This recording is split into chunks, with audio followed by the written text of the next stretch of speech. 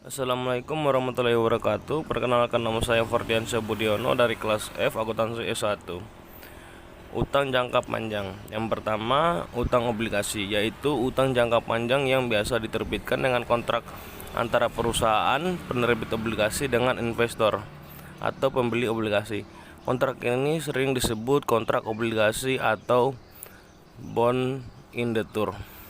Karakteristik utang obligasi. Yang pertama, nilai nominal, nilai yang tertera pada obligasi atau nilai par atau pakai faul. Ini merupakan pokok obligasi yang dibayar saat jatuh tempo. Yang kedua, adanya jangka waktu utang. Biasa disebut tenor atau umur obligasi karena ini surat utang jangka panjang biasanya melebihi 1 tahun. Yang ketiga, ada bunga atau kupon, yaitu biaya yang akan dibayarkan oleh penerbit obligasi dan diterima investor atau pembeli obligasi. Biasanya dibayar sesuai perjanjian. Ada dua cara menghitung bunga atau kupon. Yang pertama, kupon. Bunga yang dibayarkan sesuai dengan kontrak. Rumusnya suku bunga nominal kali nilai nominal obligasi. Kupon tidak bisa berubah karena sesuai dengan kontrak. Yang kedua, suku bunga pasar atau effective yield, yaitu suku bunga yang memberikan tingkat pengembalian sepeda dengan risiko. Rumusnya suku bunga pasar kali nilai bunga nominal obligasi. Suku bunga pasar bisa berubah sesuai dengan kondisi pasar. Jadi selisih dari antara kupon dan bunga efektif diskonti atau. Selanjutnya, penilaian utang obligasi terbagi menjadi 3. Yang pertama, premium. Obligasi dinyatakan premium apabila obligasi dijual di atas harga nominal. Yang kedua, par.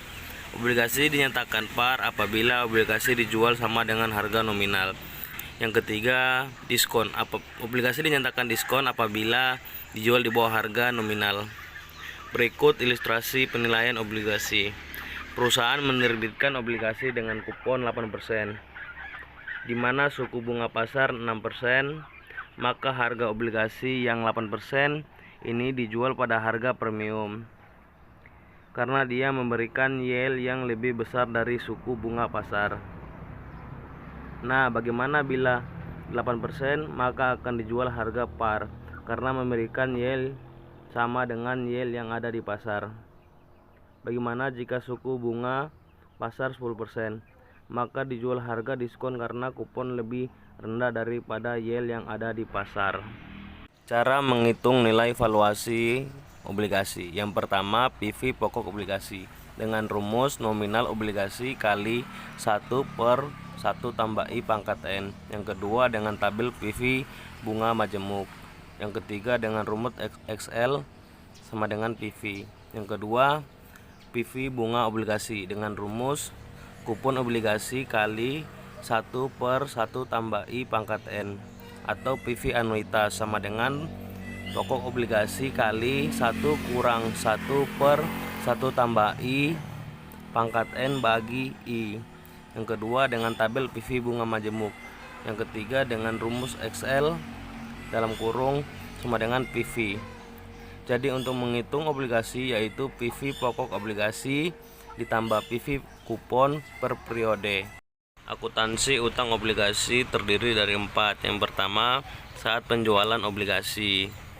Saat penjualan obligasi premium, jurnalnya kas di debit, premium obligasi di kredit, utang obligasi di kredit. Saat penjualan obligasi par, jurnalnya kas di debit, utang obligasi di kredit. Saat penjualan obligasi diskon, jurnalnya kas di debit, diskonto obligasi di debit, utang obligasi di kredit.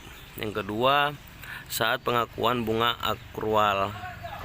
Saat pengakuan bunga akrual premium, jurnalnya beban bunga di debit, amortisasi atas premium obligasi di debit, utang bunga obligasi kredit.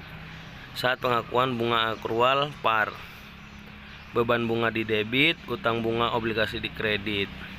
Saat pengakuan bunga akrual diskon, jurnalnya beban bunga di debit, amortisasi diskonto obligasi di kredit, utang bunga obligasi di kredit. Yang ketiga yaitu saat pembayaran bunga. Saat pembayaran bunga premium, Jurnalnya utang bunga di debit, kas di kredit. Saat pembayaran bunga part. Jurnalnya utang bunga obligasi di debit, kas di kredit. Saat pembayaran bunga diskon. Jurnalnya utang bunga obligasi di debit, kas di kredit.